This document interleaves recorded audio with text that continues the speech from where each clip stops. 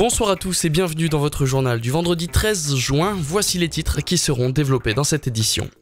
Ce soir, au programme de la nature, on vous emmènera sur la plage de Petit-Fort-Philippe pour une grande chaîne humaine à l'occasion de la journée mondiale de l'océan, c'était mercredi. Et direction aussi le parc du Polder pour une découverte des insectes. Et on prendra aussi la direction de Watt pour la grande cavalcade d'été avec une météo un petit peu particulière. Mais avant d'ouvrir ce journal, un témoignage, celui de Jérémy Zonquin, pompier volontaire à Gravelines. Il était dans le bus accidenté dans la nuit de lundi à mardi à Lonne-Plage. Le soir de l'accident, il y a plusieurs personnes automobilistes qui se sont arrêtées pour nous aider à sortir, à dégager les personnes du bus et à soutenir les victimes en attendant que nous, en tant que pompiers victimes, on s'occupe d'autres personnes en attendant l'arrivée des premiers secours. Il y a une personne notamment qui était près de mon épouse, que j'aurais aimé, aussi bien pour moi que pour mon épouse, surtout pour mon épouse, retrouver afin de leur remercier de l'avoir soutenue. On est dans un monde où c'est chacun pour soi, et là c'est dans ces moments-là qu'on se rend compte que non, en fait, le collectif, l'entraide, ça existe toujours, quoi. J'ai vu une personne rentrer dans le bus, c'était un civil, je me suis demandé qu'est-ce qu'il faisait là. Et il m'a répondu, je viens vous aider. Il nous a aidés. Il faut qu'il sache que on le remercie. Ma femme le remercie. En fait, on remercie tout le monde remercie. J'ai pas assez de mots pour... Dans le cadre de la programmation des journées Festifamille, le service jeunesse, le district club maritime et Atouville ont participé mercredi à la journée mondiale de l'océan, organisée tous les ans par le Lions Club Gravelines Énergie. Une journée qui s'est conclue par une grande chaîne humaine sur la plage de Petit-Fort-Philippe. Dans le cadre de la journée mondiale de l'océan, plus de 150 enfants des différentes maisons de quartier de la ville, accompagnés de leurs animateurs, des membres de la municipalité, du Lions Club ainsi que quelques plagistes, se sont retrouvés sur la plage de Petit-Fort-Philippe pour former une grande chaîne humaine. La chaîne humaine, c'est une barrière symbolique, virtuelle, pour empêcher la pollution de la terre d'aller vers la mer. Parce qu'on croit toujours que les ordures viennent de la mer. Eh bien non, malheureusement, c'est nous, par notre malveillance, on met toutes ces ordures qui partent dans un petit ruisseau, qui partent dans un fleuve, dans une rivière et qui partent à la mer. Donc je crois que normalement, il faut sensibiliser les jeunes qui sont les ambassadeurs de demain sur cette pollution qui devient, à mon sens, un petit peu catastrophique et d'où il faut vraiment intervenir. Créée par le réseau de l'océan mondial et officialisée par l'UNESCO, cette journée rassemble des milliers d'organisations dans 70 pays répartis sur les 5 continents. Nous, ça fait 7 ans ici sur Petit-Fort que l'on fait ça et normalement, c'est quelque chose qui a été fait à l'initiative de l'océan mondial. Et donc, comme le Lions Club Gravelines Énergie fait partie des membres de l'océan mondial, on partit avec Nausicaa Boulogne. Donc, on va à des cours d'éducation et on informe aussi les élèves et on informe aussi les jeunes à faire attention et à respecter un petit peu la nature dont on est. Cette journée axée sur la sensibilisation à la préservation de l'environnement au travers de différents ateliers et expositions s'est conclue par la remise de récompense d'un tournoi de foot organisé sur la plage pour l'occasion et d'un goûter. Dans le cadre de la journée de rattrapage de l'éducation nationale, le centre socio-culturel de Grand-Fort-Philippe a accueilli le forum Éco-Nature mercredi dernier, l'occasion pour 180 collégiens de se sensibiliser à la protection de l'environnement. Apprendre à recycler des déchets, à feutrer la laine, découvrir la faune et la flore locale, se sensibiliser à la protection des mammifères marins, c'est ce que permettait entre autres le forum Éco-Nature organisé au centre socio-culturel de Grand-Fort-Philippe. L'occasion pour les collégiens d'avoir une vision différente de leur environnement. On parle des déchets, de leur durée de vie, on regarde un petit peu pourquoi il ne faut pas polluer. C'est bien beau toujours d'avoir des discours un peu moralisateurs, mais quand on a un support et une accroche directe et qu'on leur montre qu'un déchet dans la nature, ça a une durée de vie importante qui peut atteindre parfois plusieurs centaines d'années.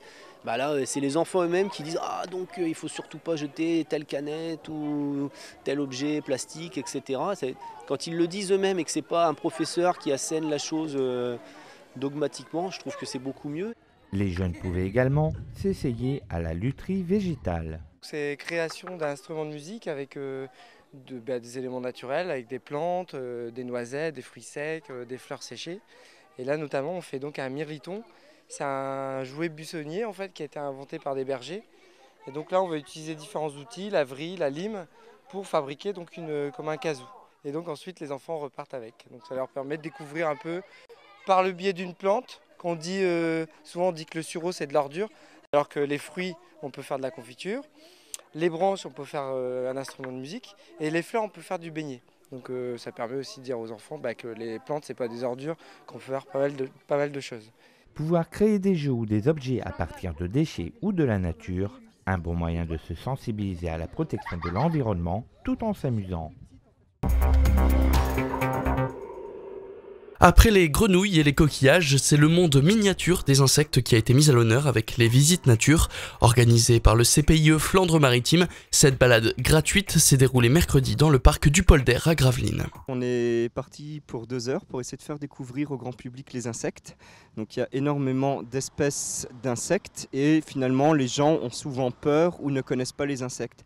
À part les libellules, les papillons que les gens connaissent encore relativement bien, il y a énormément d'autres insectes, notamment ici sur la ville de Gravelines, et c'est ça qu'on va essayer de faire découvrir aujourd'hui au grand public. Le public, malheureusement, ne s'est pas déplacé pour cette découverte. Seul Auguste et sa maman étaient de la partie pour découvrir ces insectes en compagnie de Bart et de son stagiaire. Pourtant, il y en a des choses à dire sur les insectes dans la région. C'est à peu près 60% de la faune régionale qui sont constitués d'insectes. Donc ce sont des milliers d'espèces, je ne suis même pas sûr qu'on ait une liste de tous les insectes, de toutes les espèces d'insectes qu'on peut trouver en région Nord-Pas-de-Calais, tellement il y a énormément d'espèces. Tu veux que je la mette sur ta casquette pour qu'elle s'envole? Non? Ouais. Tu veux que je la mette sur mon nez d'abord? Le but de cette balade, sous un soleil radieux, n'était pas de faire un inventaire, mais d'expliquer et de reconnaître les différentes espèces d'insectes et notamment leur importance dans l'écosystème. Vous savez pourtant bien y faire. Il y a énormément d'insectes qui vont vivre et qui vont être spécifiques à une seule espèce de plante. Et donc forcément, au plus un territoire est riche en plantes, ce qui est le cas ici sur Gravelines, le CPIE Flandre-Maritime organise un suivi écologique de l'ensemble de la ville de Gravelines sur 3 années. Il y a une richesse botanique immense et donc énormément d'insectes qui leur sont associés. Armé de son filet à papillons et de son filet fauchoir, ainsi que d'une petite boîte pour observer les insectes sans les abîmer, Bart est un passionné, voire même quelque part un petit peu un utopiste. J'aimerais essayer de leur faire finalement comprendre que les insectes, tous les insectes ne sont absolument pas méchants, contrairement à ce qu'on peut penser. Généralement, quand on ne connaît pas, on a peur, on a envie d'écraser. Et tous les insectes ont pourtant un rôle primordial dans les écosystèmes, puisqu'ils sont souvent à la base de nombreuses sources alimentaires. Ouais, voilà. Il a attaqué maman. Et puis direction la commune de Watt, lors du lundi de Pentecôte, une vingtaine de groupes, des musiciens, des danseurs, des majorettes, ont animé les rues de commune pour la 41e cavalcade d'été.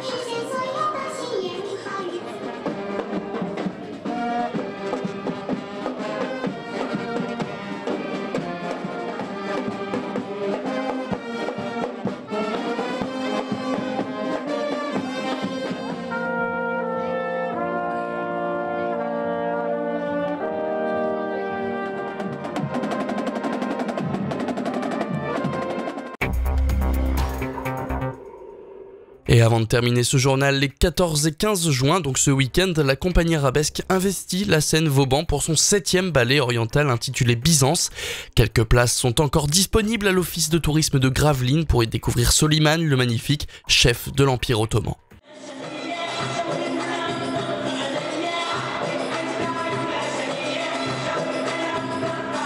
Plus qu'un gala de danse, la compagnie arabesque vous propose un vrai spectacle composé de 40 danseuses et d'une dizaine d'acteurs.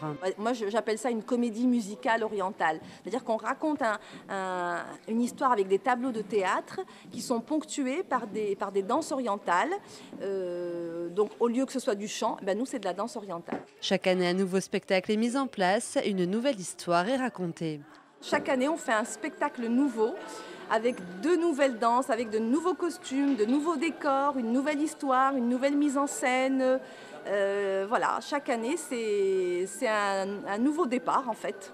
Voilà, c'est une année de travail, hein, c'est énormément de boulot, énormément de boulot.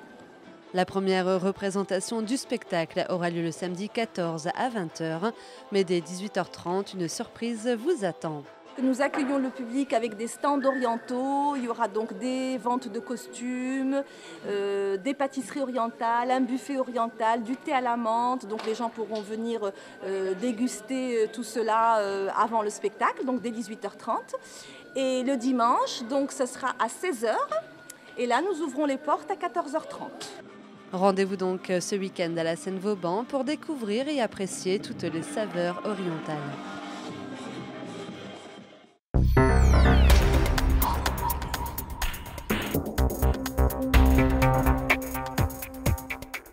C'est la fin de ce journal, merci à tous de l'avoir suivi. L'information revient lundi prochain. Très bonne soirée à tous et bon week-end sur Delta TV.